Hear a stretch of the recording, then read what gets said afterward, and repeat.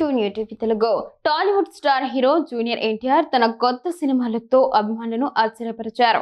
బెంగళూరులోని కిమ్స్ హాస్పిటల్లో నూతనంగా నిర్మించిన స్పెషాలిటీ బ్లాక్ ను ఆయన ప్రారంభించారు. ఈ సందర్భంగా ప్రశాంత్ నీల్ దర్శకత్వంలో తెరకెక్కుతున్న డ్రాగన్ చిత్రం కోసం పూర్తిగా మారిపోయిన ఆయన మేకోవర్ అందరి దృష్టిని ఆకర్షించింది.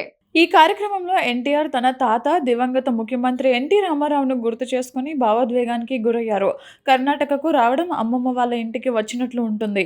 1983 మార్చి 20న ఇదే ఆసుపత్రికి మా తాతగారు శంకుస్థాపన చేశారు.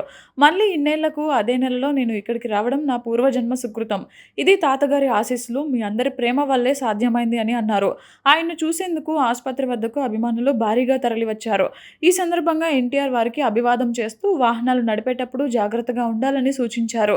డాక్టర్ అయితే ఏ స్పెషలిస్ట్ అవుతారు అన్న ప్రశ్నకు తనకు పిల్లలంటే ఇష్టం కాబట్టి పీడియాట్రిషియన్ అవుతానని సమాధానం ఇచ్చారు. ప్రస్తుతం ఎన్టీఆర్ డ్రాగన్ సినిమా షూటింగ్లో పాల్గొంటున్నారు. ఈ సినిమా కోసం ఆయన చెవికి రింగ్ పెట్టుకొని కొత్త హెయిర్ స్టైల్తో కనిపించారు. ఈ చిత్రంలో ఆయన సరసన రుక్మిణి వసంత నటిస్తుండగా బాలీవుడ్ నటుడు అనిల్ కపూర్ కీలక పాత్ర పోషిస్తున్నారు. ఎన్టీఆర్ పుట్టినరోజైన మే 20న సినిమా ఫస్ట్ లుక్ విడుదల చేసేందుకు చిత్ర బృందం సన్నాహాలు చేస్తోంది.